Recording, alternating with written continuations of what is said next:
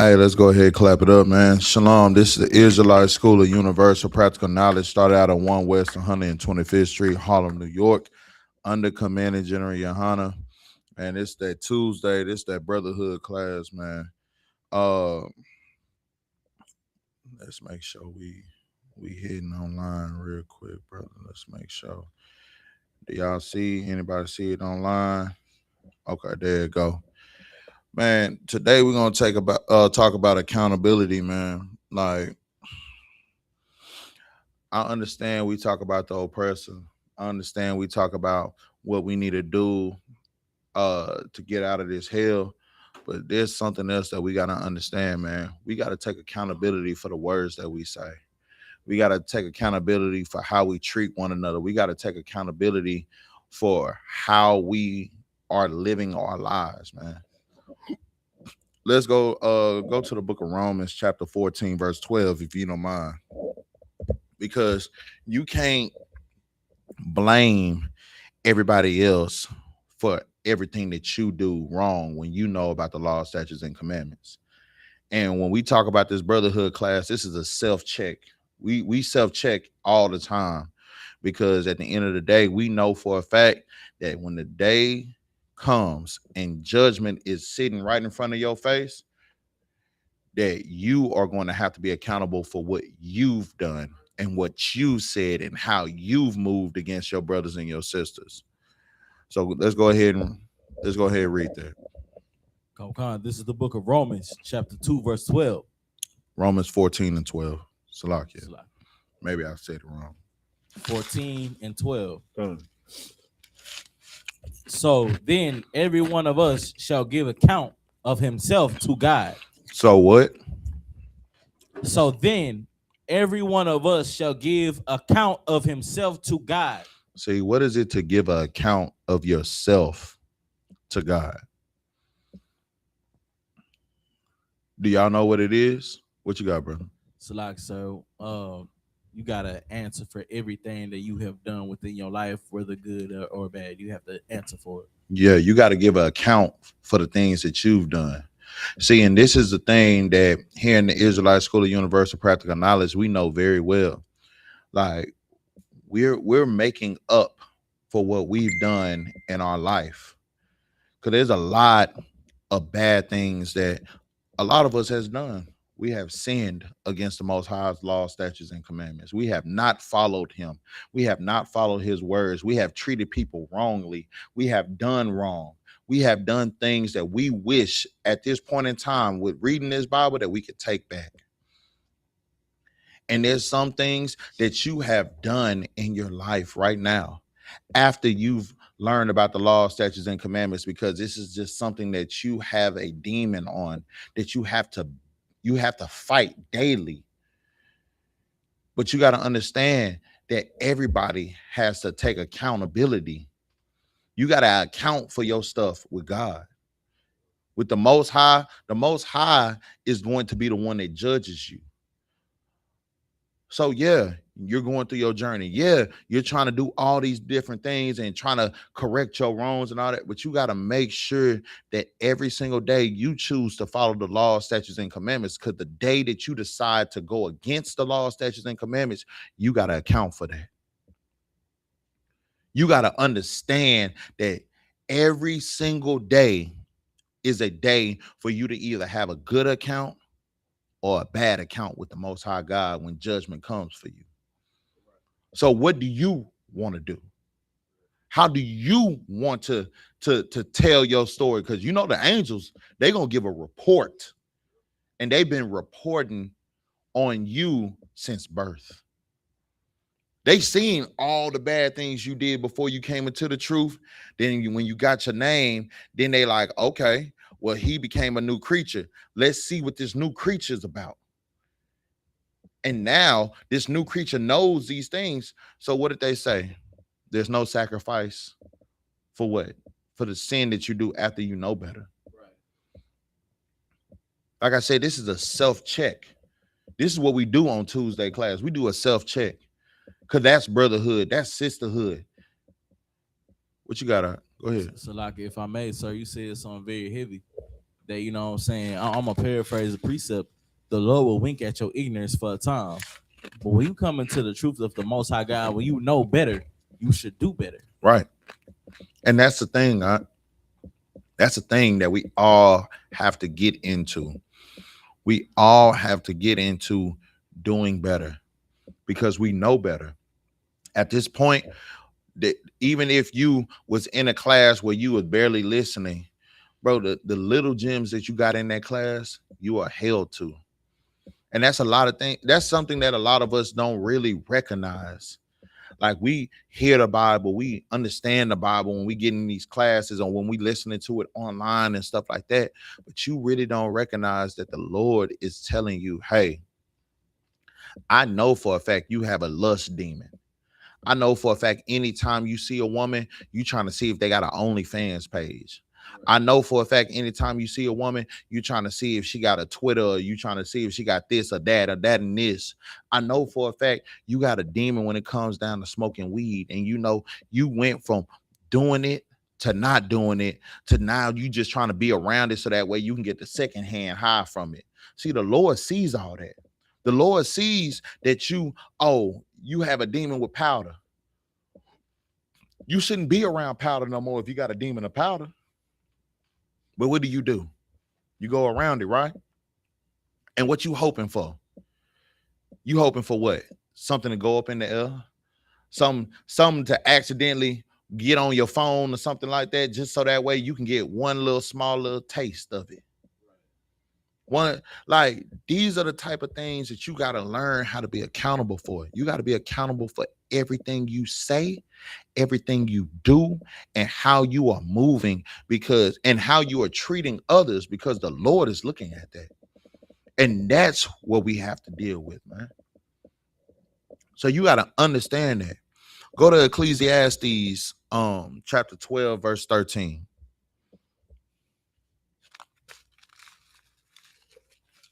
Once you got to go ahead and read for me, Baba Kasha. Okay. Go ahead. 4 and No, Ecclesiastes 12 and 13. This is the book of Ecclesiastes, chapter 12, verse 13. Let us hear the conclusion of the whole matter. Mm-hmm. Fear God and keep his commandments. What should we be doing? Fear God and keep his commandments. See, that's what we need to learn how to do right here, right now. We got to learn how to fear God and keep his commandments. That right there is your safe space. Your safe space is following your God. The God that's for Blacks, Hispanics, and Native Indians. The God that's for the Haitian and the Jamaican, the Cuban, Colombian, the people from Panama, the people from Chile. That's who your God is. It says to fear your God, the God that chosen you out of darkness into his marvelous light. Right. Fear that God and keep his commandments. What else does it say? Keep going. Verse 14. John. Yeah, verse 14. For God shall bring every work into judgment. You should do what? Fear God and keep his commandments. Keep going. For this is the whole duty of man. The water.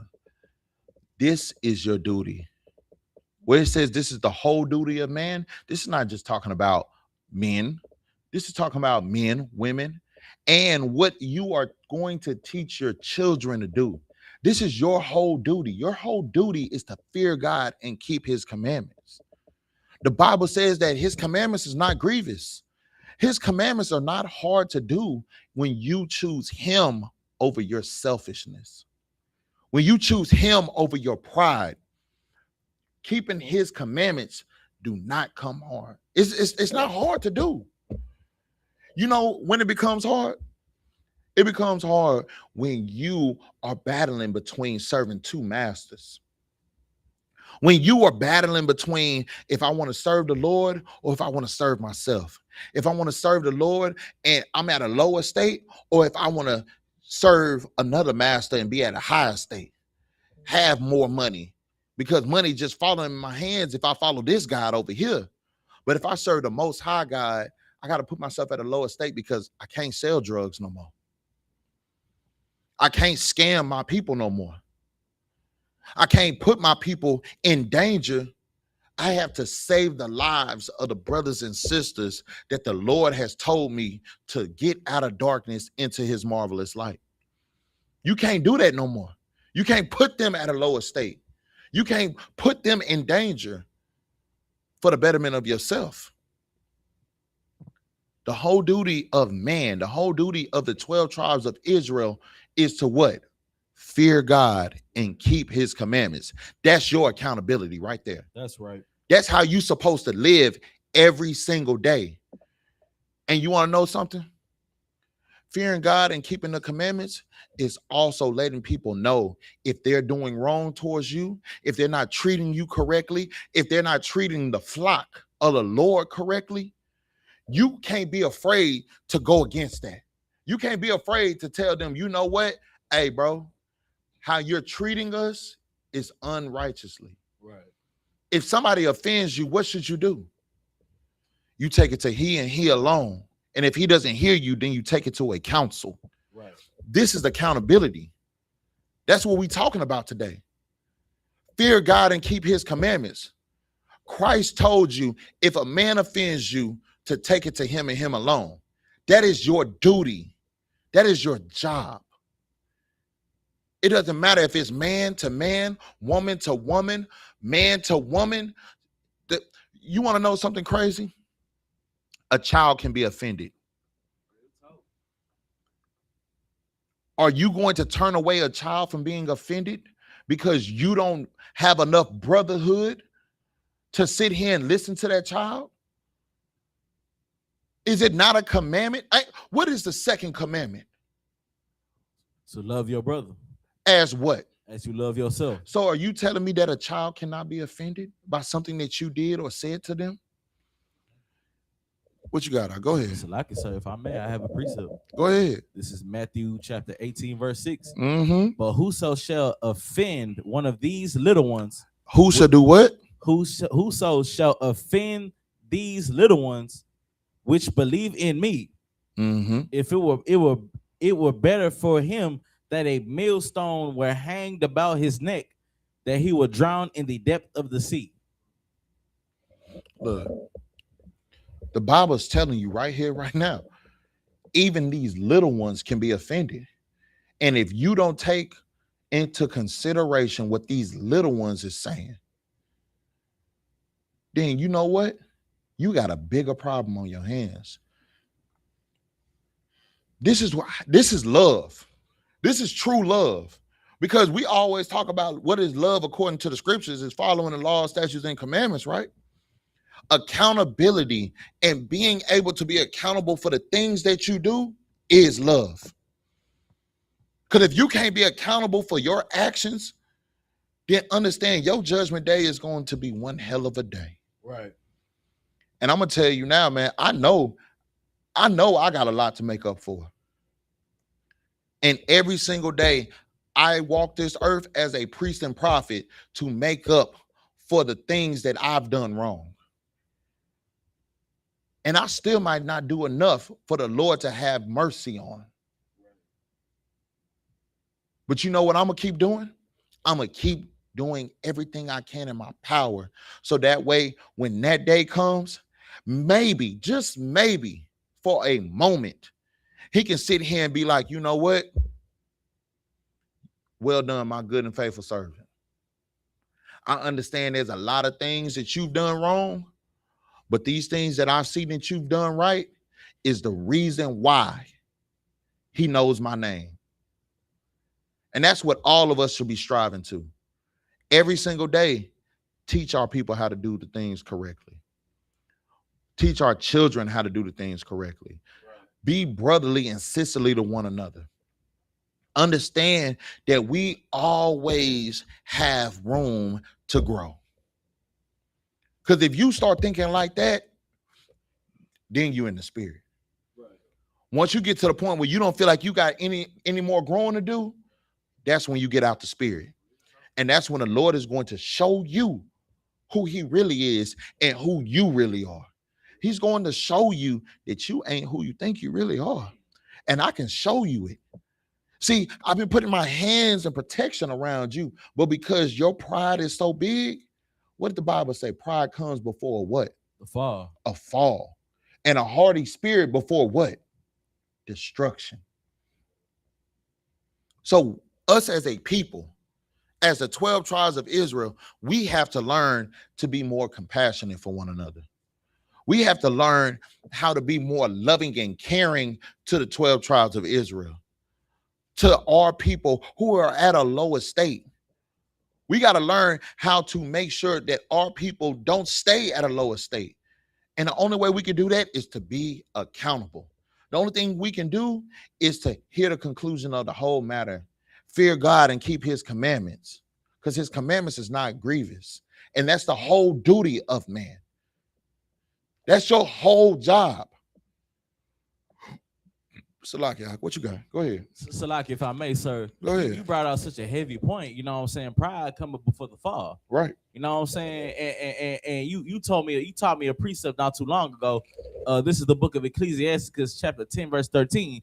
For pride is the beginning of sin. For pride is what? It's the beginning of sin. Brother, you know it's crazy. That's one of my favorite scriptures, bro. That's one of my favorite scriptures. And it's crazy that you brought it out during class right now. Right. Like, do you know what else is to say about pride? It's the beginning of sin. What else is it? You might need to go one scripture ahead. Let me grab that real quick. Yeah, no sweat, brother. If not, I can get it for you if you need me to. I'm not tripping.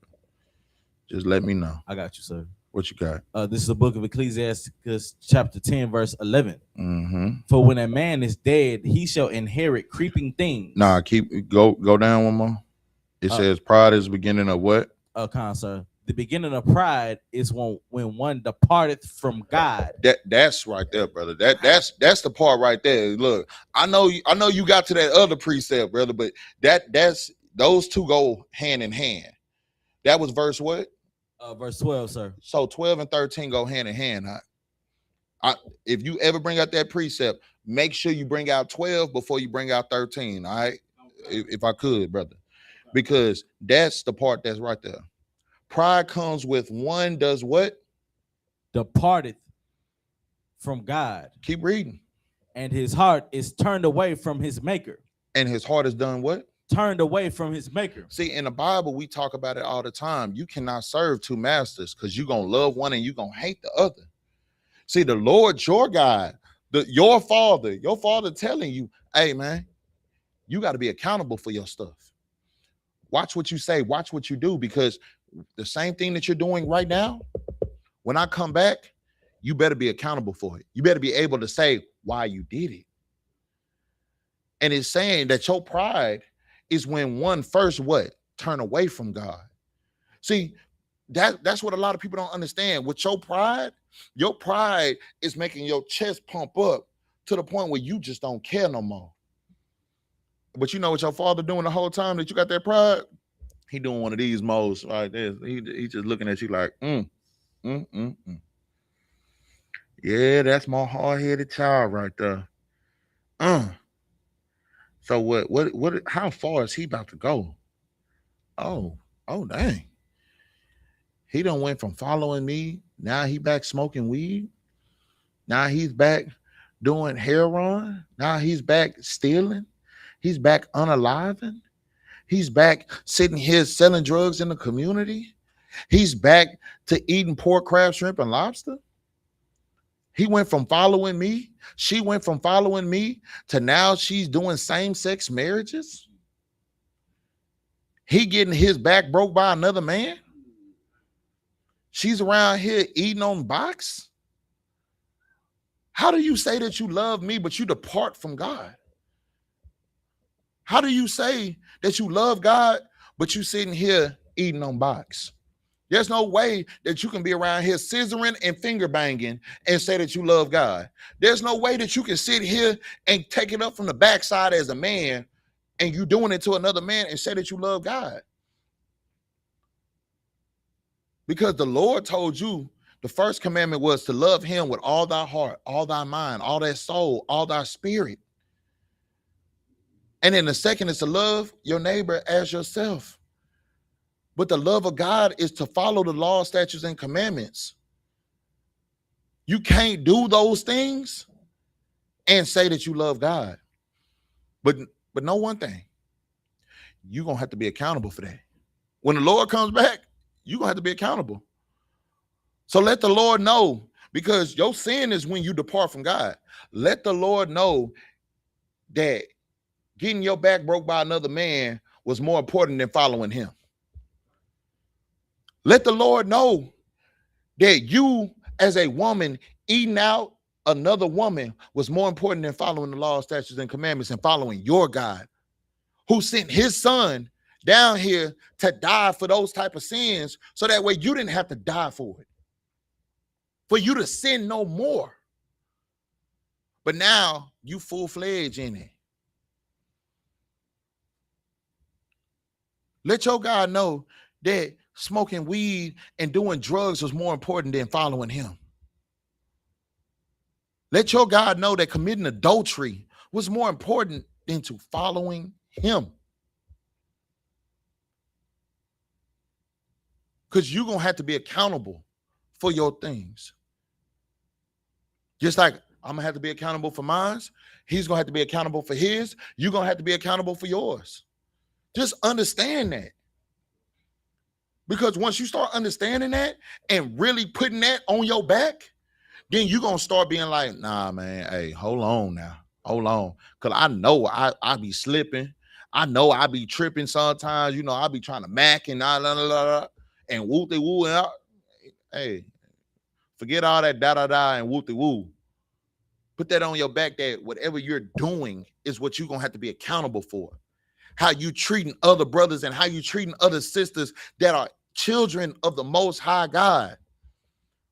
General Q, man, hey, I ain't gonna lie, man. I appreciate General Q. General Q corrected me one day because I was speaking too freely around him. And you know, being in the hood, being in the streets, raised up, bro, we used to call everybody niggas. Be like, man, that nigga over there was tripping. And I was tripping. And the General Q told me, he said, I don't want to hear that no more from you. That is either a son or a daughter of Zion. So you got to be careful how you treat the sons and daughters of Zion. When you start thinking about your people like that, then you be like, whoa, I might need to chill out, because I you know, sometimes I be tripping. I might need to chill out on how I talk to my people, because I got to be accountable for that. If I push my people away from the truth, if I push my people to go back to sinning, they're going to have to deal with the fact that they chose to go back to sin. But I'm going to have to deal with the fact that I pushed them towards that way because I didn't know how to be a brother, or I didn't know how to be a sister.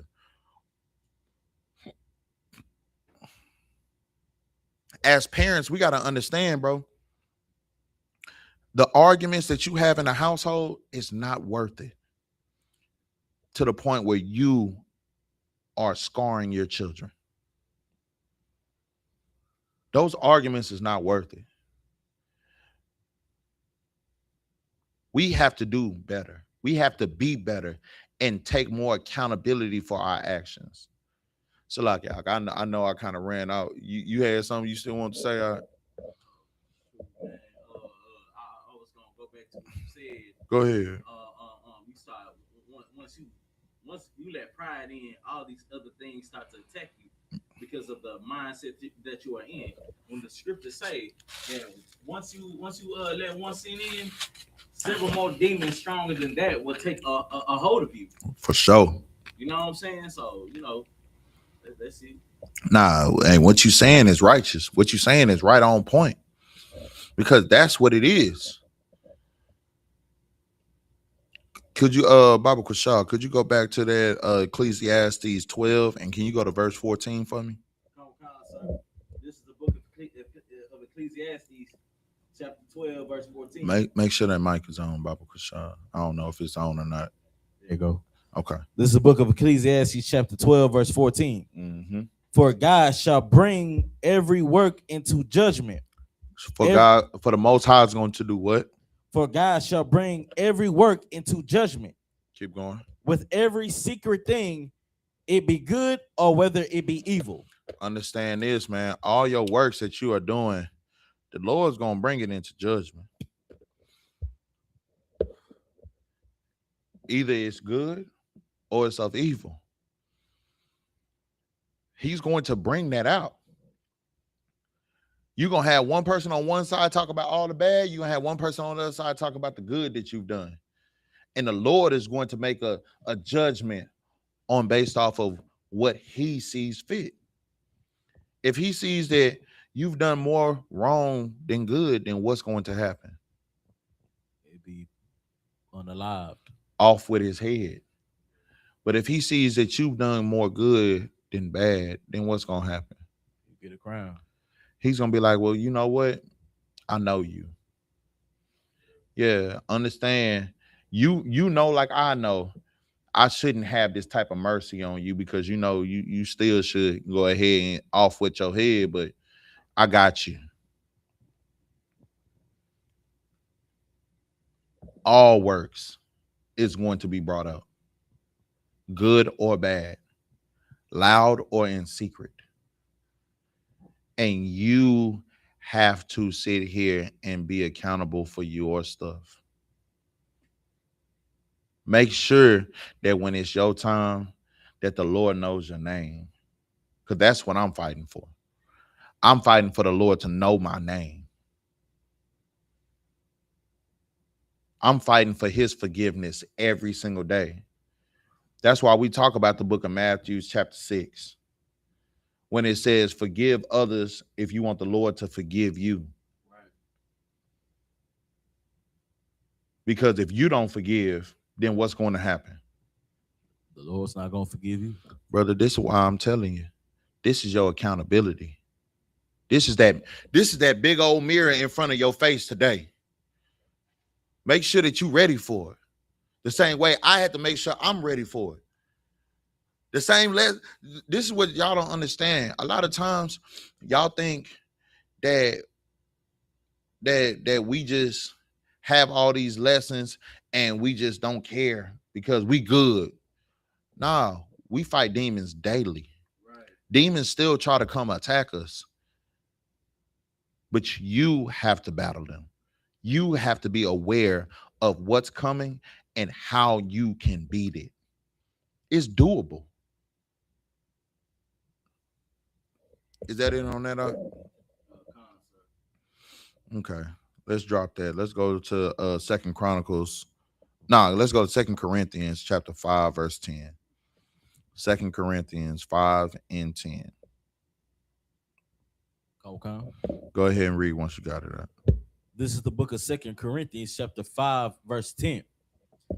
For we must all appear before the judgment seat of Christ, that everyone may receive the things done in his body according to that he hath done, whether it be good or bad.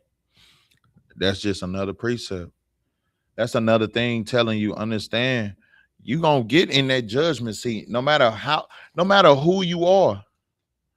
No matter who you are. You see all these people in these churches acting like they holier than thou, that they didn't do nothing wrong. But you don't understand, man. You got judgment coming for you. And if you think that you are above the judgment, then you are sadly mistaken. Go ahead, Doc. So, like, if I may, on that day, money cannot save you. Hey, brother. That Bentley, that Lamborghini, them nice clothes, that cannot save you. Not at all. You know what I'm saying? Your righteousness is not your lavish lifestyle, but your righteousness is how you abide by the Most High God. That's right, brother. Go to the book of Matthew, chapter 12, and start at verse 36, if you don't mind. Okay. Like, what you said is so heavy, dog. Your money, your celebrity, your Bentley, your Rolls Royce, and all those things cannot save you in the day of judgment. The Lord is not looking for your money. He's not looking for none of those things. He's looking for you to be in the spirit of him. If you are in the correct spirit of the Most High God, then you good. But if you not, understand, you have somebody you got to answer to. In the 12 tribes of Israel, we have a lot of answering to do because we the best at doing everything, even wickedness. Real talk. And we've been destroyed because we've been following our oppressors for too long. But it's time for us to turn. It's time for us to get out of darkness and choose the light. Brother, you got that precept for me? Con, sir. If you could, Bible question. This is the book of Matthew, chapter 12, verse 36. Mm-hmm. But I say unto you that every idle word that men shall speak, they shall give account thereof in the day of judgment. Read that again one more time, if you could, brother. Con, sir. But I say unto you. You say unto who? Unto you. Go ahead. That every idle word that men shall speak, they shall give account thereof in the day of judgment. Keep going. Verse 37. For by thy words thou shalt be justified, and by thy words thou shalt be condemned. Understand this, man. When it says, but I should say unto you that every idle word that a man shall speak, they should give an account thereof in the day of judgment. When you read that, what does that say to you? Either one of y'all, if y'all don't mind. Go ahead, y'all gonna. So like, if I may, I'll go to you first, and then I'll go to him. Khan, watch what you say. Watch what you say. Why should you watch what you say? Because everything that you say, you don't have to answer for. You know what I'm saying? Whether it be good words or bad words, every idle word that you say, you will have to pay for, because words are stronger than even a gun. Words can make you do things that, actions can't. You get what I'm trying to say? Yeah. Your words can pierce harder than a knife. Right. Your words can be something that makes somebody want to live or somebody wants to die. What did the Bible say? It says that it is power in the what? It's power in the tongue, because the power of the tongue can either bring forth what? Life or death. Right. So you better be careful of your words. Or y'all one, did you have something? I was just about to say, either way, every idle word that men shall speak, what I get from it is basically like, let your words align with your actual belief. Okay. Because you got to stand on them. Yeah. Meaning, like, and it's so hard. It's really heavy because you really defeat yourself. Yeah. I mean, it's like the fake it to make it impact, or the fake it to make it, I'm gonna just stay down. Yeah. And it's like, when you really walking in the truth, bro, like, it don't work, because it's like, my word, first of all, I'm a priest and prophet, so my word has to be honorable. Right. My word has to be a word that saves lives. My word has to be a word that could communicate to feed people, to clothe people, to house people, to evacuate people, to protect people. And my words have to be those that my brothers and sisters could depend on. Right.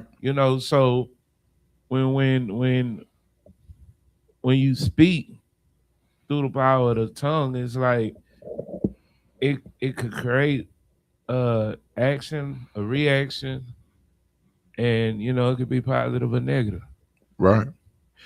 I'm gonna bring out a precept real quick, and I'm gonna let you go right after this.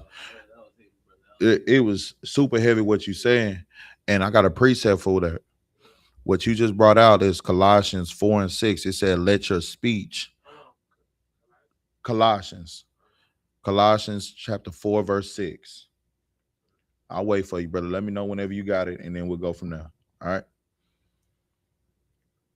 Because what you said was so heavy. And that's the reason why I wanted both of y'all to say what y'all got from it. Because, like, these type of classes, it's not where one answer is the right answer and one answer is wrong or nothing like that, bro. What both of y'all got from what that precept brought out was something that the people online needed to hear, was something that I needed to hear, was something that one another needed to hear, because it's a different outlook. You can get wisdom from troopers, 50s, 500s, thousands, 5,000s, captains of 10,000, captain of 13,000s, and generals. You can get wisdom from even the lonely people. You understand what I'm saying? Not trying to call nobody in low estates or nothing like that. It's lucky if I offend anybody. But the book of Colossians chapter 4 verse 6 says, let your speech be always with grace and seasoned with salt, that ye may know how ye ought to answer every man. Like, you got to understand it. This is one of the reasons why we talk about accountability. And even what we're talking about today, when we brought out the precept, when it says that every idle word that men shall speak, in the book of Matthew 12 and 36, every idle word that a man shall speak, they shall give an account thereof in the day of judgment. Because you got to understand this, man. And this is something that I've learned from the generals.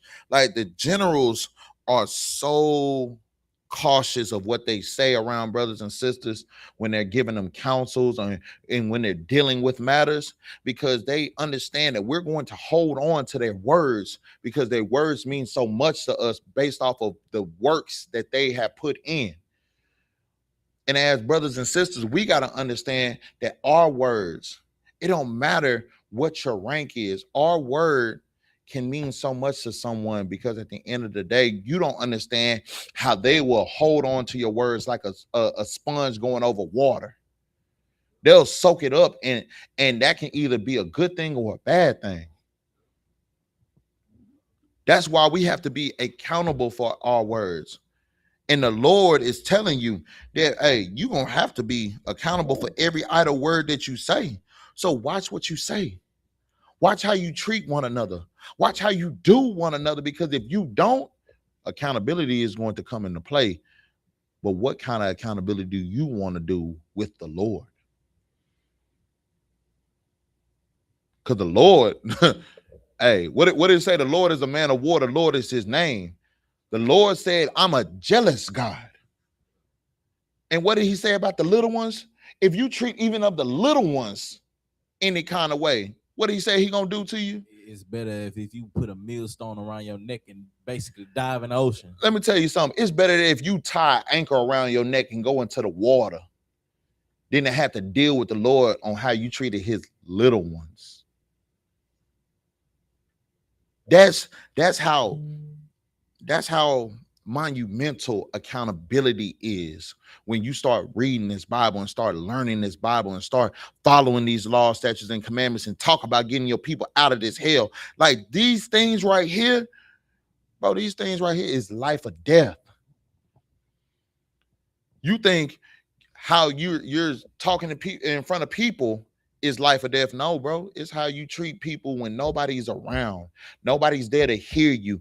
Nobody is you feel like it's just you by yourself, or you and that person only. Well, you have to be accountable for that, man. And that's the reason why we got to learn how to ask for forgiveness, dog. You got to learn how to vocalize the things that you've done wrong and express that to the Lord, that, you know what, I've done wrong and I need your help. Salakia, I got things that I need help with. Like, we used to say, my brother Hazahab, man, I love that brother, dog. That brother came up with a prayer. It says, Salakia, Abaya, Yeshaya, Baba Kwasha, Bahashtim, Yahawashai. And it said, forgive me, my Father. Help me, please, in the name of Jesus. Like, that's a prayer that I say, if not every day, every other day. Because I want the Lord to forgive me, help me become a better man every single day. Because there's things that I still have to shed myself of. There's demons that still try to attack me because they know who I'm supposed to be for the Lord. And that's the same thing for you.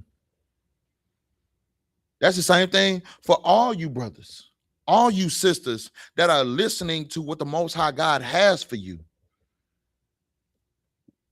It said it in the book of Ecclesiastes, chapter 2, verse 1. If you prepare yourself to serve the Lord, prepare your soul for temptation. Prepare yourself, set your heart aright. And through the times of all that, man, take it with cheer. Because the Lord is choosing you, but he's not choosing you when things are good. He's choosing you in the furnace of affliction. He's choosing you when things are bad. He's not choosing you when things are good, because when things are good, Lord, thank you for everything. But when things start getting bad, then what you going to start doing? You going to turn back to your wicked ways? Or what you going to do? You going to turn back to what you know? Or are you going to still choose the Most High God? Are you going to still stand with your Father? What are you going to do? That's what the Lord is waiting on. That's what he's looking for. He's looking to see what kind of man you are when things get hard. What kind of woman you are when things get hard. What kind of accountability are you going to take? What you got? Go ahead. Yeah, go ahead, you grown, and then y'all one, you can go right after. I'm gonna keep it brief, but I just wanted to piggyback off what the brother said earlier. Go because ahead. As priests and prophets, we have to be aware of what we say. Right. You know what I'm saying? We don't want the advice that we may give to be a vice. Right. You understand? You know what I'm saying? Yeah, I get exactly Right. what you're saying, because what you don't want to do is put your people in snares and traps based off of the counsel that you're giving them. That's why everybody's not able to give counsel. That's why the counsel is left up to what? The captains and the generals, because those people are mighty and they have seen a lot. They've been through a lot. What you got, y'all one? Yeah, what you were just speaking about, like when I think about when you think about your father and when you think about, you know, the Lord, you know, it's kind of like, how can you hear somebody's voice if you're not next to him? Yeah. You know what I mean? How can you get a hug if you're not next to the person that could, you know, give you a hug? You know, how can you I don't know, it just hitting me, like I'm just sitting here thinking, and it's you know, just even coming to class and just being around brothers, like it's kind of like, you know, getting a hug. You know, like when you come in class, you come into school, you know, it's like, man, all right, what's up? You know, blah blah blah. You kind of forget, you know, everything, you know, that was outside. You're right. You know, for a little bit, but that little bit turns into a good sleep, then that good sleep turns into a nice wake up, and that nice wake up turns into maybe a moment of thought, and then by the time your thought come back, you going back to class. All right. So what I'm saying is, like, when you think about the Father and you think about him being a jealous God, it's only because he's in love with his children. Yeah. And he wants nothing but the best for you. Yeah. That's like any father. Any good father is going to sit here and want the best for their child. Yeah. No good father is going to sit here and be like, all right, it's okay. It's okay that my daughter is a whore. Yeah, hey, man, I raised my daughter to be the baddest baddest girl on this and that. Nah, ain't no man raising their daughter to be the baddest whore on this and that. Ain't no man raising his daughter to sit here and be the best gold lava with the warm saliva in town. You understand what I'm saying? Ain't no man and no woman raising their son to be the best punk out here. Ain't no man and ain't no woman raising they child to be the best unalive in the town. You understand what I'm saying? They always Like when you have a child, bro, when you see your brother and your sister, even if you a big brother, a big sister, anything like that, what do you want for your people? What do you want for your little siblings? You want your little siblings to do what? What we always say? Be better than me. Like, that's how I talk to brothers and sisters, even in the school. When I see a little brother, one of my young nephews, I say, hey, bro, hey, I want you to be better than me. Take my spot. Like I want you to be so great that when it's your time to really run this, bro, when it's your time to really step into who you really are, bro, I can't wait to see it. Because I want you to be better than me.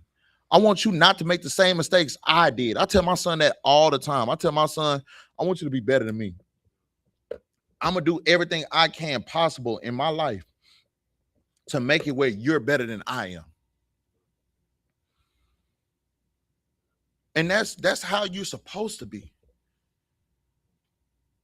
That's what, what we call back in the day. That's a real nigga right there.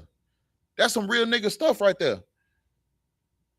To sit here and want your people to be better than you. Because you are doing everything in your power to make it where they don't fall where you failed. Because if I know that this is a trap right here, what is my job supposed to do? My job is to do what? If I see a trap that I fell in. Be a lookout. Be a lookout and do what? What is a lookout? Well, to warn somebody. To warn the people to not fall into this same pit that I just fell into. Understand that the pit is right here. Hey, pit right here. Don't go here. Go that way. You understand? And that's what you supposed to do. What you got? If I may, I learned as a trooper, man, that's called bitter wisdom. When somebody tries to tell you about something that they've been through, because they've been through something similar as you, so you won't have to learn things the hard way. You know what I'm saying? Then you end up doing it anyways, and now you learn the same way they had to learn, and that's called bitter wisdom. Hey, brother, let me tell you something. I pray none of my brothers got to learn that bitter wisdom. Right. I pray I don't have to learn bitter wisdom. That's the prayer that I pray for my brothers and my sisters. The 12 tribes of Israel, right? Hey, let's go to Hebrews. We're gonna go to Hebrews 13 and 17 because we're talking about accountability, right? Accountability is so much more. It's so much more. Accountability in the scriptures. Like a lot of people don't even care to even think that accountability is in these scriptures, but it is. Once you got to go ahead and read it, Hebrews 13 and 17 for me, please. Khan, sir. This is the book of Hebrews, chapter 13, verse 17. Obey them that have rule over you. Submit yourselves, for they watch for your souls, as they that must give account. Understand this, man. Like that's so heavy. That's so heavy. Because that's accountability as a leader. See, that's accountability in two ways, right? As a leader, what do you have to be? You have to be a shepherd for the what? For the sheep, for the flock. For the flock, right? And as a flock, what do you have to do? You have to follow the what? The shepherd. Because the shepherd is the person who gives an account for your what? For your soul. So he's accountable for you. You're accountable for what you do, and he's also accountable for you as well. This is why we have to learn how to follow the leadership, following the law, statutes, and commandments, and the things that are being brought out. If someone is telling you, hey, look, we're going through this alley. I don't want you to look left. I don't want you to look right. I want you to go straight the whole way. If you look left or right, there's danger. Go straight. What is it your job to do? What's your job? To obey and listen. To obey and listen, because what is this shepherd trying to do? Keep you out of danger. Trying to keep you out of danger, because he know if you look left or right, danger is going to entice you. So you are accountable for what? What you do, and the shepherd is accountable for how many of his flock either makes it or don't make it. You have to be accountable as a leader. As a leader, you don't have the opportunity to act like, you know what, I don't see this phone call right now because I feel like dealing with this. I don't feel like dealing with it, so I ain't gonna answer it. As a leader, you don't have that opportunity. As a leader, you on it. One of my favorite sayings is servitude is your honor. As a leader, servitude is your honor.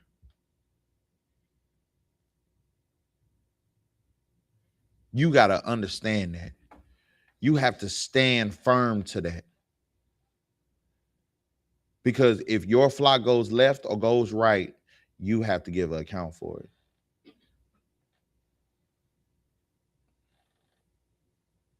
And as the flock, you have to have accountability as well. You can't be so prideful that someone tells you don't look left and look right and you start doing it anyway. Right.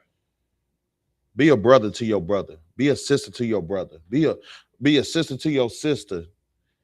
And just be able to heed the counsel or heed the advice that somebody's giving you.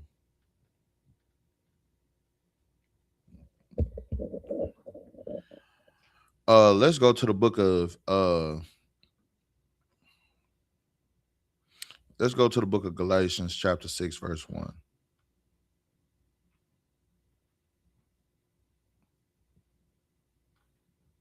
Come.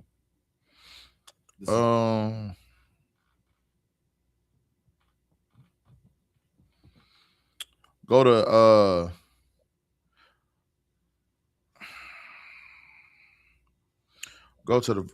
verse 2 for me. Come. This is the book of Galatians, chapter 6, verse 2. Bear ye one another's burden. It says, do what? Bear ye one another's burdens. Keep going. And so fulfill the law of Christ. Understand this, man. You got to learn how to be there for one another, go through things with one another, and to be a listening ear and also be a strength for someone. Why is the Bible telling you to bear ye one another's burdens? Hey, look. Go ahead. So like, if I could paraphrase, because a brother is born for adversity. A brother is what? Born for adversity. Perfect.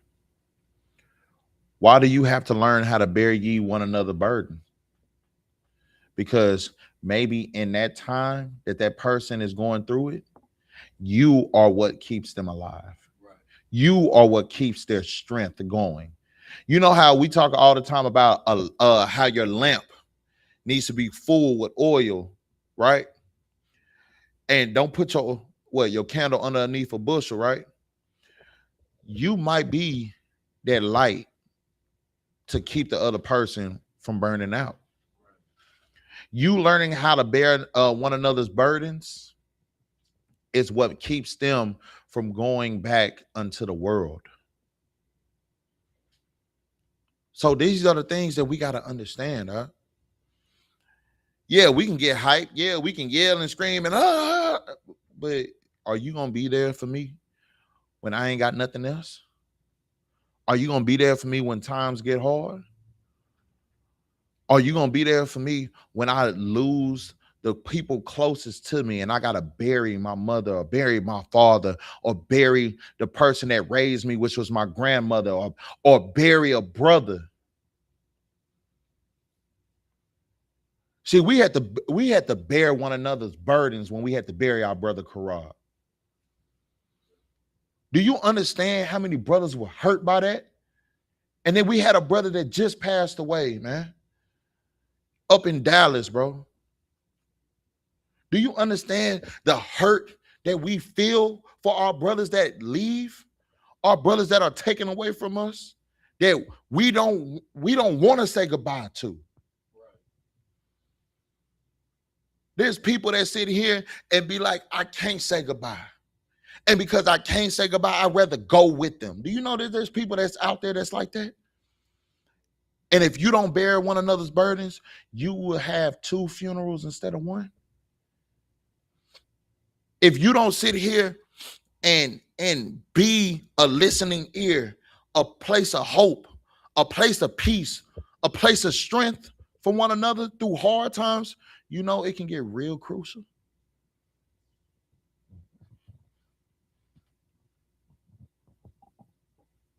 So we have to do what the Bible says. We got to learn how to bear one another's burdens. There's brothers out here that's looking for slaveries. There's brothers out here that's looking for jobs because they just want to find a better way. They know they can go get money in the streets. They know they can go get money if they start flipping and cooking. But they don't want to do that no more. They've done that way for so long. Now they want to serve the Lord. So we got to learn how to have more brotherhood when people are feeling like they're at a lower state. Because that's what's going to make it better. For somebody to know, you know what, I'm struggling. But you know what, I ain't got to struggle alone because I know I can call Officer Yagaran. I know I can call Trooper Yarawan. I know I can call Officer Tazadak. I know I can call Captain Yatazak. And there sometimes I just need a listening ear. I don't need nobody to say nothing back. I just need to be able to get off what I got going on. And I know I have people that can do that. I know I got an officer or run that can be an uncle into these little kids. I know I have people that can sit here and bear the burdens that I am feeling. The monkey that's on my back, I know for a fact I got somebody that can help me carry it through the finish line. And that's who we have to be. That type of accountability, that type of brotherhood, that type of sisterhood is what makes the 12 tribes of Israel greater than the oppressor. And that's who we have to be. We have to be those people to one another. You have to love your neighbor as yourself, man. The 12 tribes of Israel, you got to love each other enough to be able to go through the hard times and be a listening ear when don't nobody want to sit here and say nothing at all. Sometimes ain't nobody gonna even say nothing. Sometimes you might just sit in a room. You might just sit in a room and the only thing a person needs you to do is just sit there.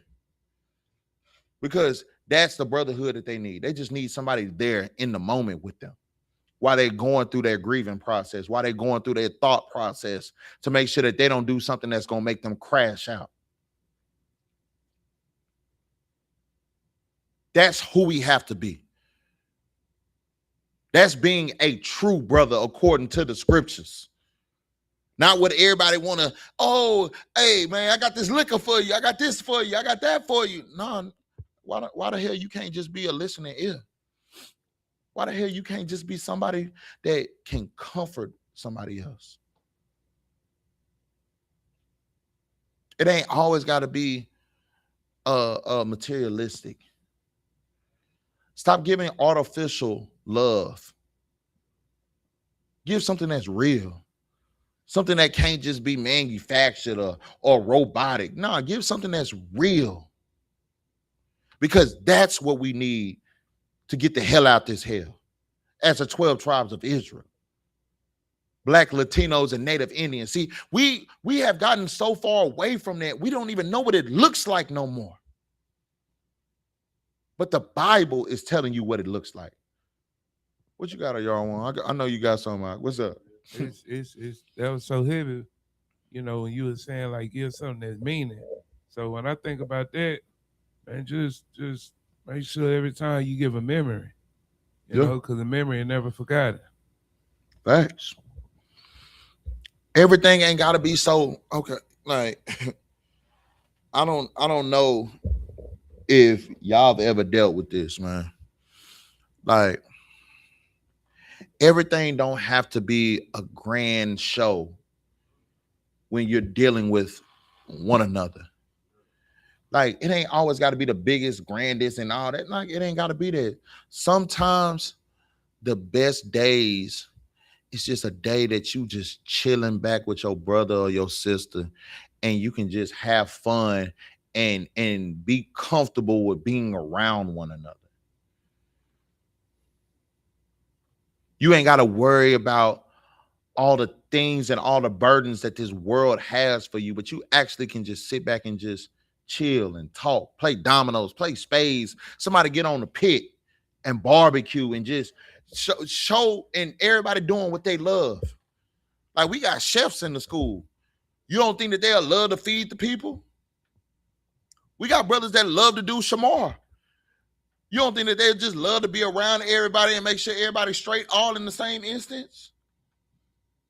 We got brothers that just need, and sisters that just need to be around the flock.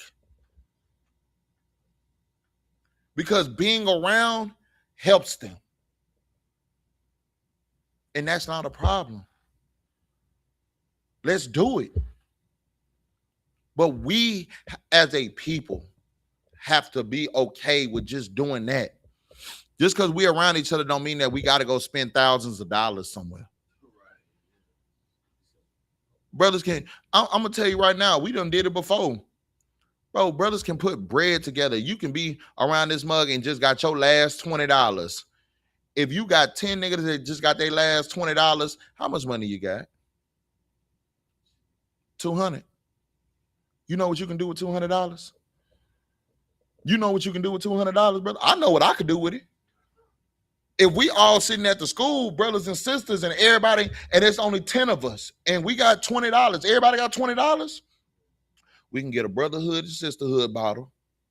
We can go down there to the Fiesta right down the street, get a bunch of chicken, get a bunch of we can get some corn, we can get some chicken, we can get some beans, we can get hot dogs, we can get burgers, we can get we can get skirt steaks, we can do all that with that money. We can get corn tortillas, we can get burger buns, we can get hot dog buns, we can ride here, we can season that mug up on the grill outside. And we can have a night to remember. We can buy juice. We can buy Capri Suns for the children. Let them run around the back with they gathering themselves together. See, that's why the book of Zephaniah chapter 2 verse 1 is so heavy. Gather yourselves together, O nation not desired. See, gather yourselves together. See, we're not desired in this land. So why don't we bear each other's burdens and come together and gather ourselves together? Love one another, because you not being desired is the same way I feel like I'm not desired. So why don't we desire one another as brothers and sisters? What's so hard? What's so hard? We letting all these other things come into play that's keeping us from one another. When we can do what the scriptures say and bear each other's burdens. Brother, you may not have it at that moment, but you know what? Somehow, some way, the Lord made it where I got extra money on my check. So you know what? To keep your lights on, brother, you can take this $160, brother. Keep your lights on, brother. Brother, you ain't got no food in your refrigerator, bro. Take this bread right here, bro. Get some food, dog. I got food stamps. Man, you know what? We going to the grocery store tonight. Get some food in your house. That's bearing one another's burdens. That's what we supposed to be doing.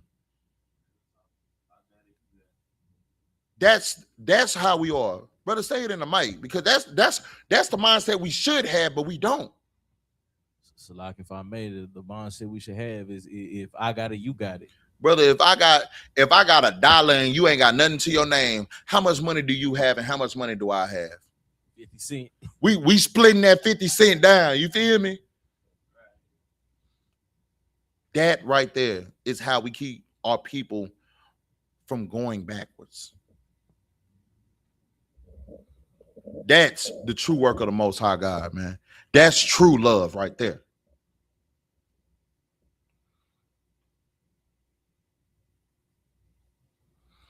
Go to the book of Proverbs chapter 27 verse 5.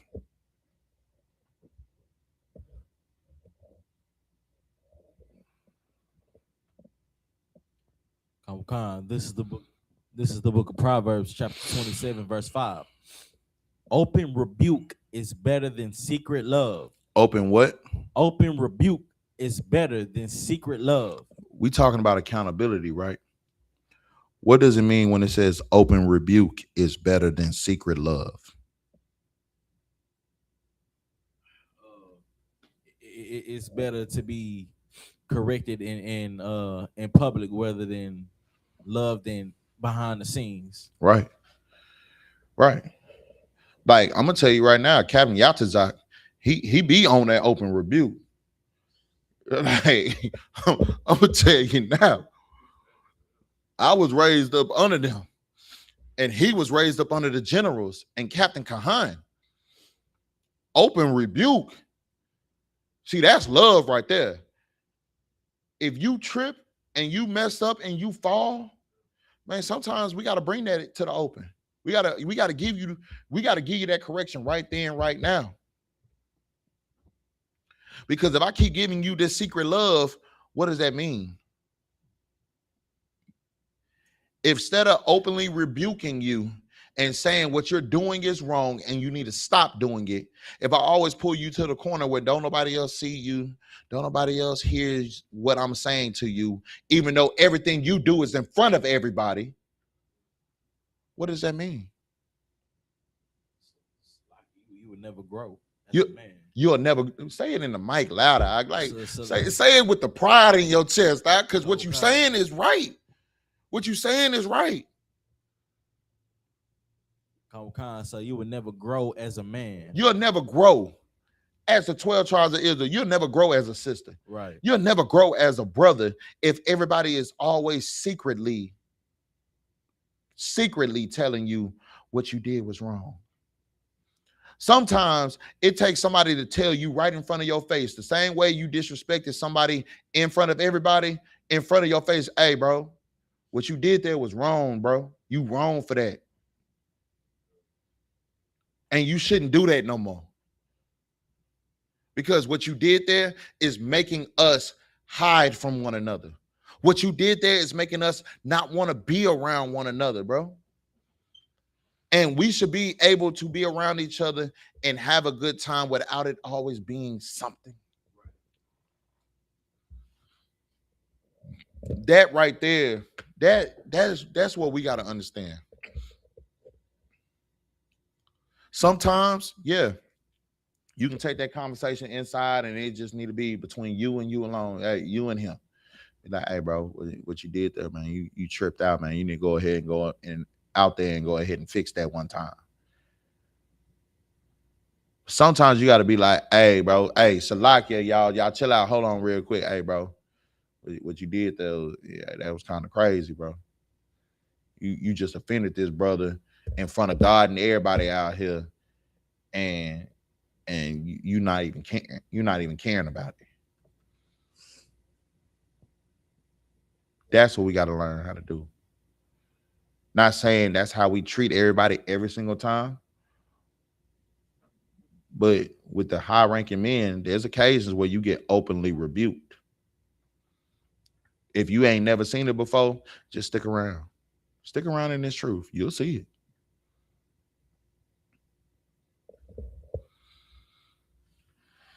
Let's drop that out.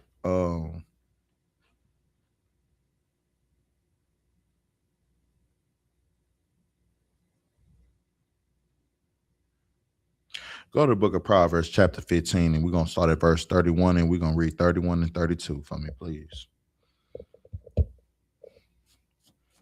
Just let me know whenever you got it. Bible question. This is the book of Proverbs, chapter 15, verse 31.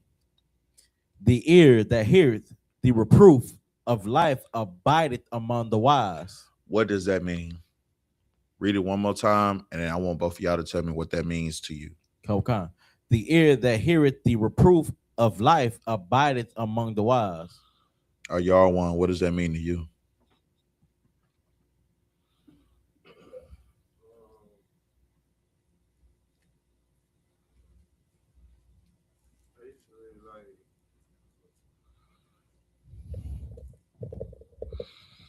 Okay.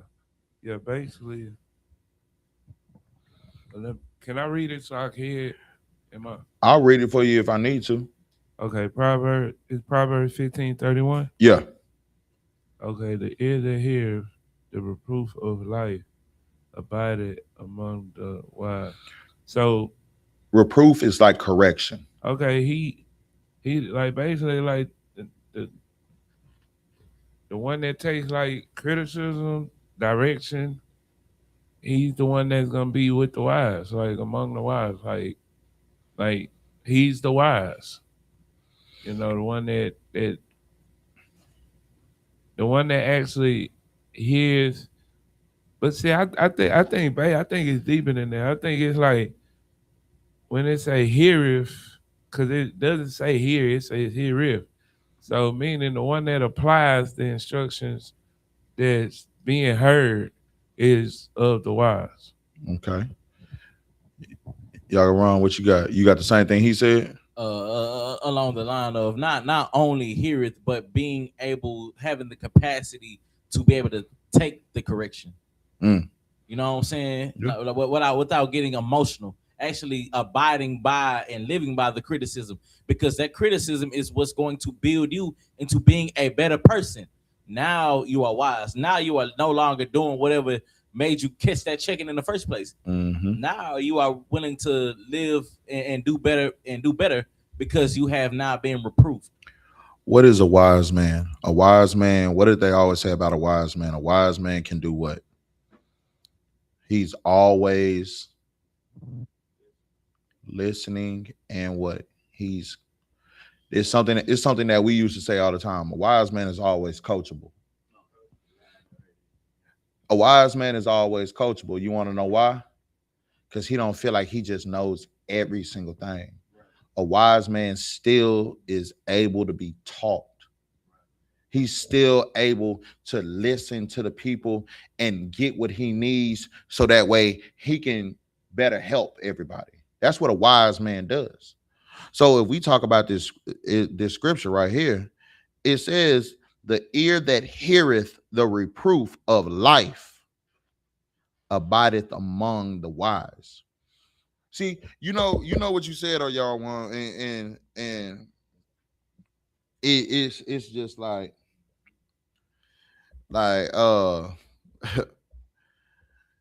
what you said was not wrong. I want you to understand that as well. Like when you said it gets deeper than that for you, it's not just hearing, but it's actually what? Putting the actions into place, right? So if I'm hearing correction, right? That's one thing, right?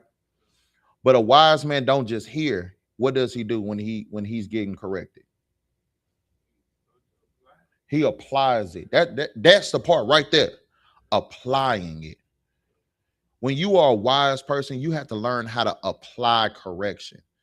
Because at the end of the day, you might have, I won't say failed, but I would say you might have slipped.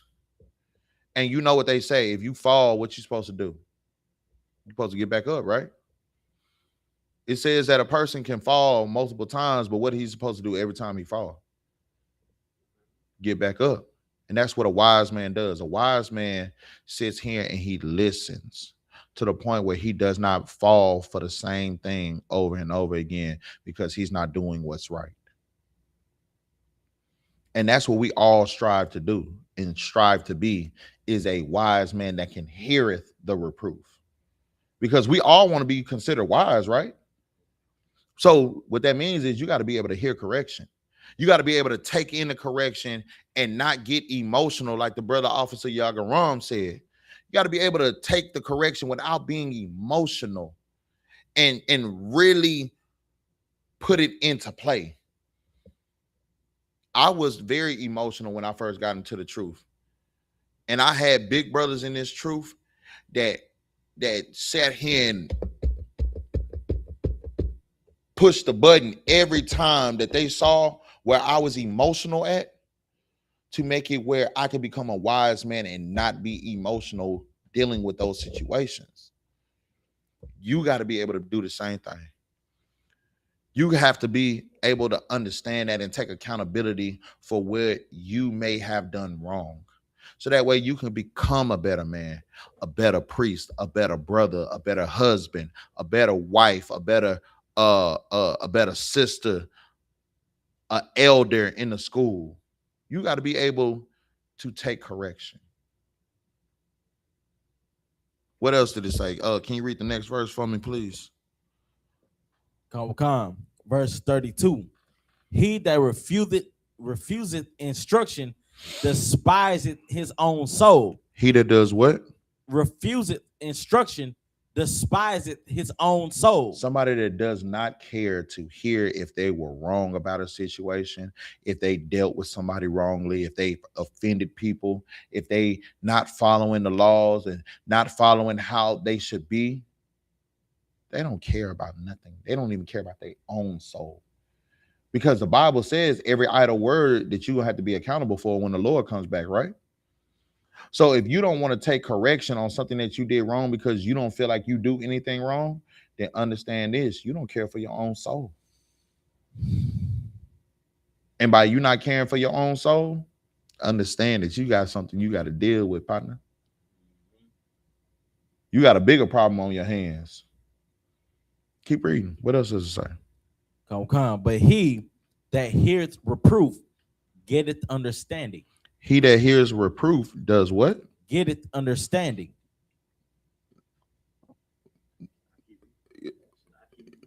Do you want to keep reading, brother? If I could. Go ahead, brother. Verse 33. The fear of the Lord is the instruction of wisdom. The fear of what? Of the Lord is the instruction of wisdom.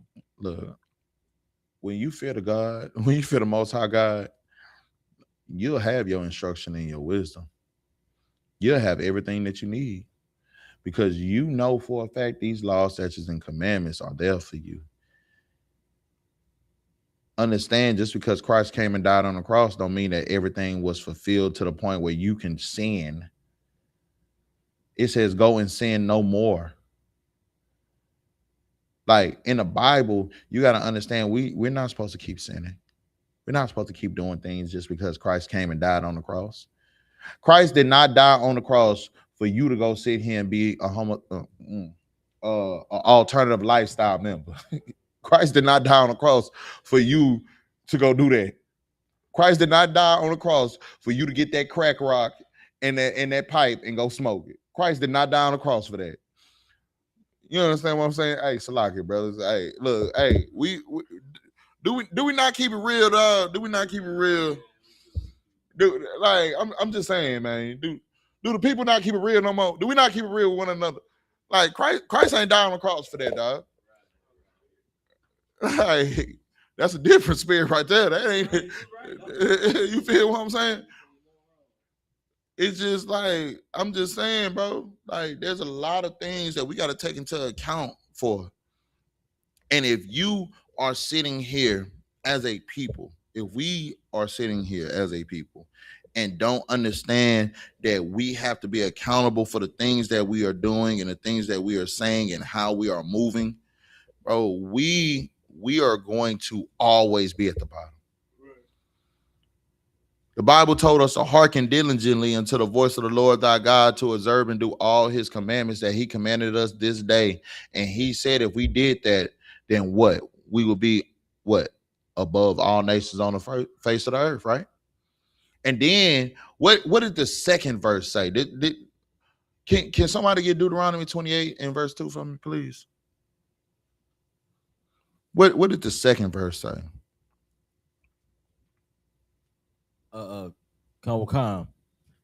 This is the book of Deuteronomy, chapter 28, verse 2. And all these blessings shall come on thee and overtake thee. All these blessings. If you see, and this is the hard thing that our people deal with, man. It told you that a wise man takes reproof, right? It told you that you gain understanding if you can hear correction, right? And in the book of Deuteronomy, chapter 28, verse 2, after verse 1 tells you to hearken diligently to follow the law, statutes, and commandments that the Lord thy God has given us. It said he'll put you on above all nations on the face of the earth. And it said all these blessings will come upon you. See, if we will learn how to take accountability for our actions, and we'll learn how to actually listen to the reproof that we've been given, then we will be blessed. But see, a lot of us, we don't want to listen to it. And what did it say right there? It said that if you don't sit here and listening to what people are telling you, it said it in the book of don't worry about it, brother. I'm gonna go ahead and get it. It's the book of Proverbs, chapter 15, verse 32. He that refuses instruction despises his own soul. We despise our own soul as a nation right now because we don't want to hear the instructions of the Lord. We think that you forget. See, one of my brothers had posted this earlier, and it's just like, I was like, God dang, that boy said that mug. You think the Lord destroyed a whole city of Sodom and Gomorrah to have his son die on the cross for another Sodom and Gomorrah?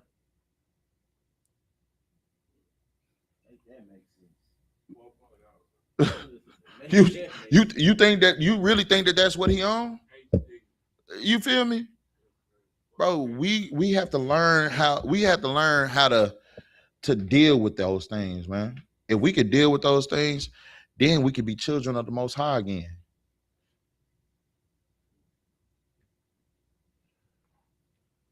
I got one more precept I want to bring out, man. Go to the book of James, chapter 5, verse 16. This right here is going to be a big test for a lot of the people that say that they love God and that they follow his laws, statutes, and commandments. Because if you want true forgiveness, it starts here. Go ahead. This is the book of James, chapter 5, verse 16. Confess your faults to one another and pray one for another, that ye may be healed. That ye may be what? That ye may be healed. How can you be healed? Confess your faults to one another. You understand this? You know, a lot of times we talk about forgiveness, right? We can go to the book of Matthew, chapter 6, verse 14, if I'm not mistaken.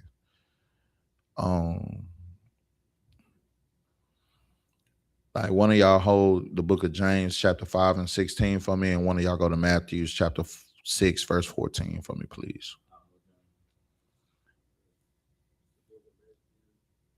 Matthew chapter 6, verse 14.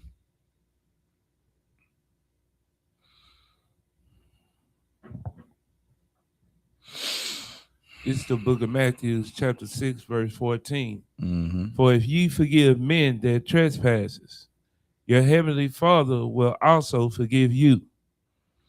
Understand this, man. There's a lot of things that us as a people, we don't really take accountability for.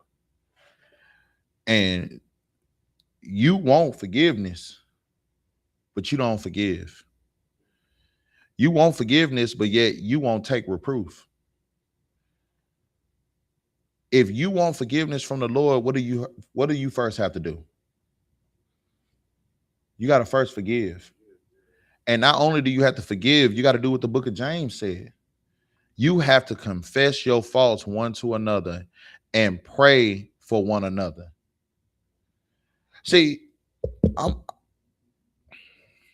gonna help y'all break a generational curse, right? As a parent and as a child that grew up in a household that you wouldn't say was the best, right? How often do we actually talk about those things and how it scarred us into being the person that we are now and making all the mistakes that we made? How often do we actually sit down and have a conversation with our parents about that?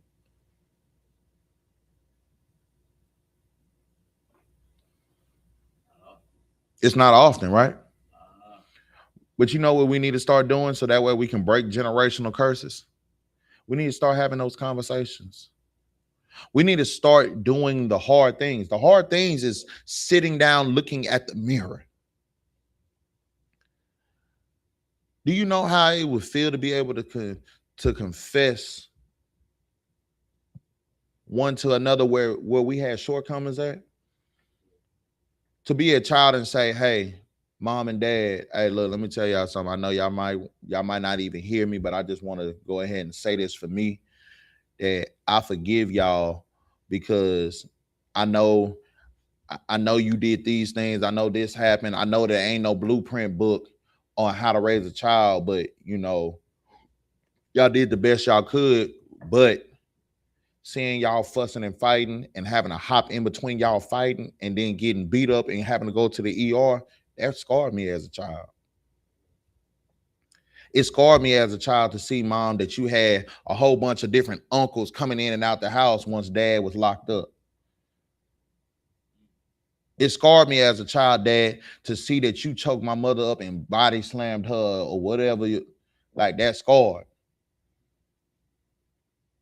And not only have those type of conversations, but hear them out as well and have a time of prayer to fix the situation. Because how can you let go of trauma if you don't really speak on it? How can you actually forgive one another as brothers? Like, I may not have been the best brother to you when you first came in because I was still dealing with my own demons. And I could come to you now and be like, hey, bro, let me tell you something, man. I got to confess to you, bro. I know I probably wasn't the best brother to you, dog. But forgive me. Like, sit with me and pray with me for me to become a better brother. You become a better brother. And whatever I did to you back then, not to tarnish the brotherhood that we could have with one another. That's how you start breaking generational curses. That's how you make somebody that was your enemy for so long no longer your enemy.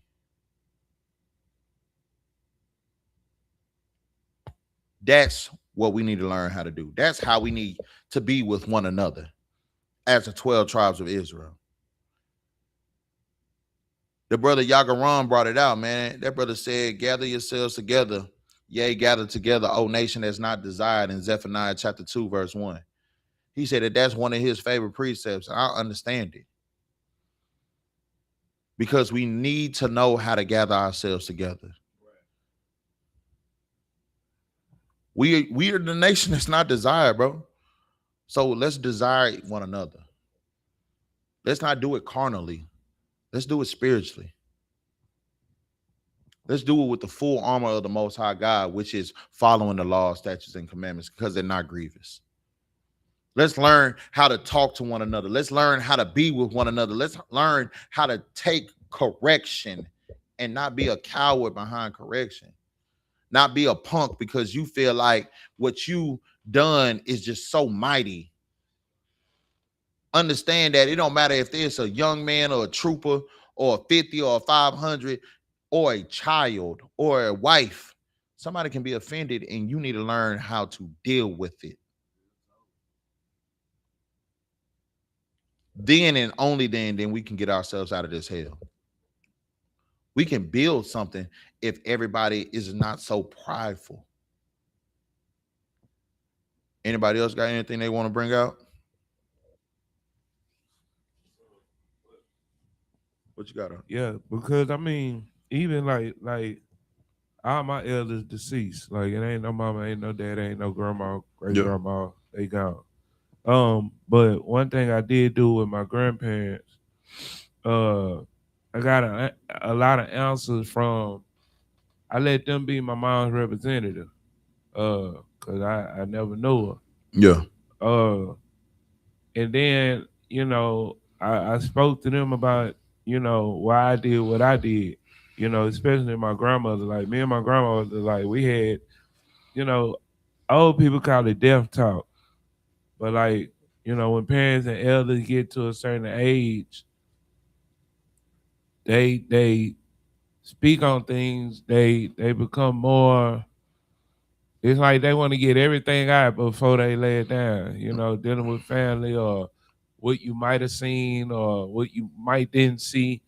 But it's that scripture hits so heavy because sometimes when you ex- like I'm considered over expressive. Like express myself, but I learned that because you don't know the next hour. Like when you think about how many homeboys you lost, when you think about how many relatives you lost, like I just lost another. We lost a brother.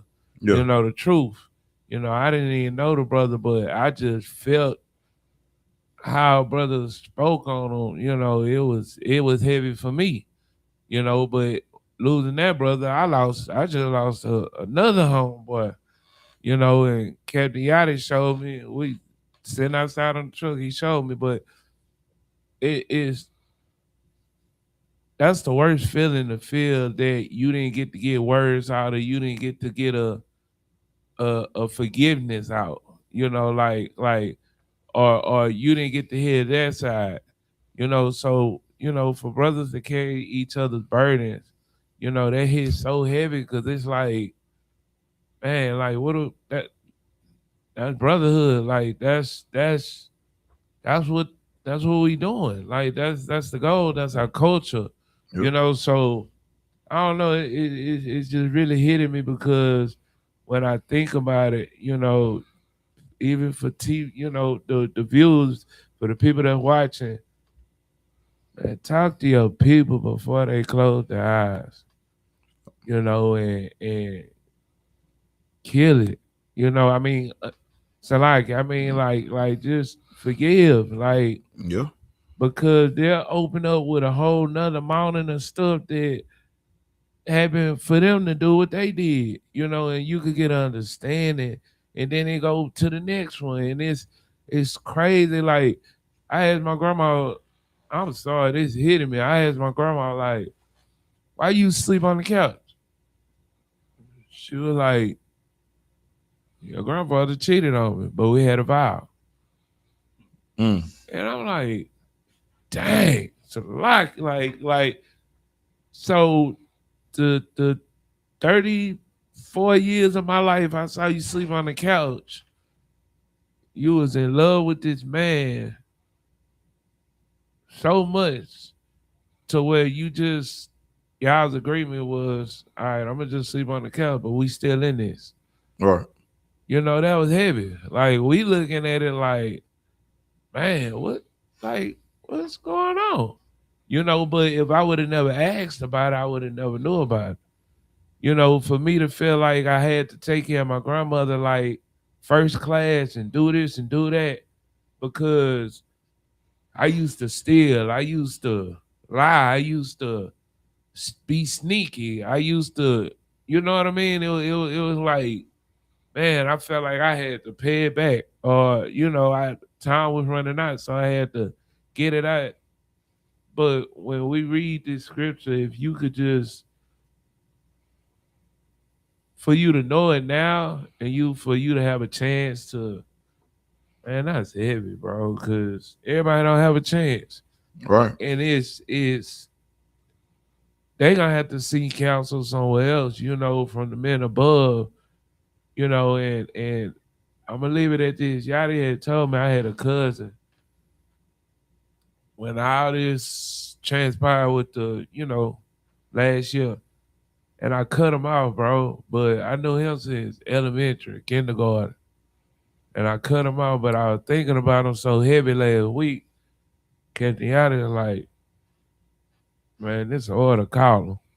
I was like, hey, like, okay, but I'm speaking about him. And when I called him, he was more excited for me calling him. He was like, man, I've been waiting on you to call. Like, what's up, bro? He ain't judged how I talked or what the hood said, or you gotta love your brothers, bro. Yeah. Cause boys closing their eyes, and mothers laying down cause they tired. Grandfathers passing it to you. And they carry each other burden. But that's heavy, Yeah. heavy. But I'm gonna leave it at that, man. Nah. You gotta forgive. Yeah.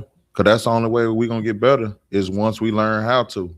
And you can't, but see, this another thing. We can't be like Christians and do something and expect forgiveness. Like I can't do something intentionally and just be like, oh, there's protocol to forgive. Nah. See, the thing about it is, it's like this. I'm gonna tell you, Sherman. Now, this is how I see forgiveness, right? When you asking for forgiveness or you telling somebody, "Hey, bro, forgive me," like I might have tripped out, I did this, that, and that. It's like a repentance.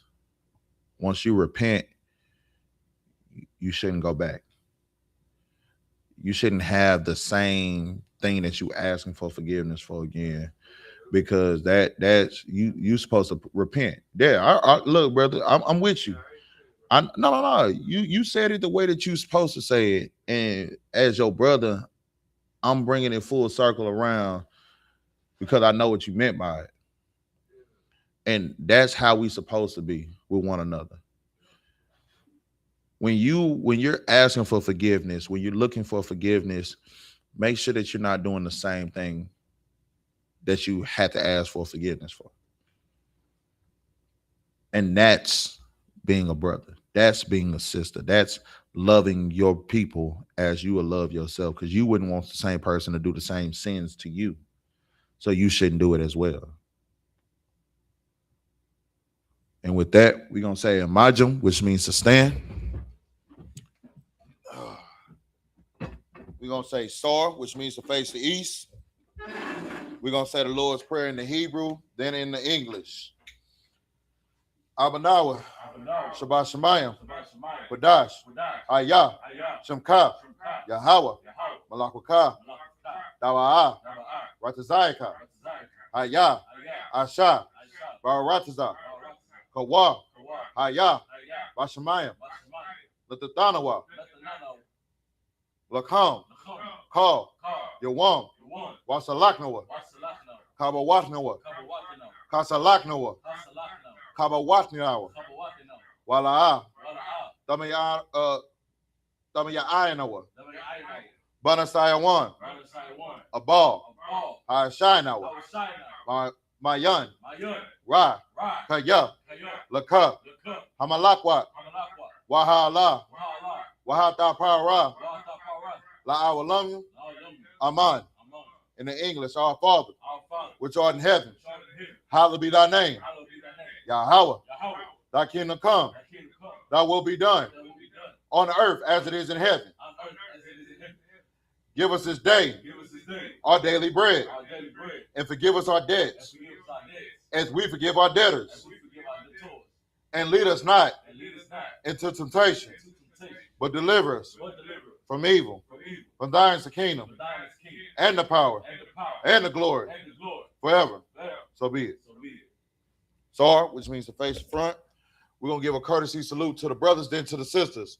Men of Israel, Imajum Shabbat, Imajum, Barak, Yahweh Ba'asim, Yahweh Shah, Brakatah, Yat Matah, Sar, which means to face the sisters. Sister Yeshabia, which means to stand. You said what? Oh, Imajum. All right. We're going to give a courtesy salute to the sisters. Men of Israel, Imajum Shabbat, Imajum, Barak, Yahweh Shemal Adah Ba'asim, Yahweh Shah, Yat Matah. Class dismissed.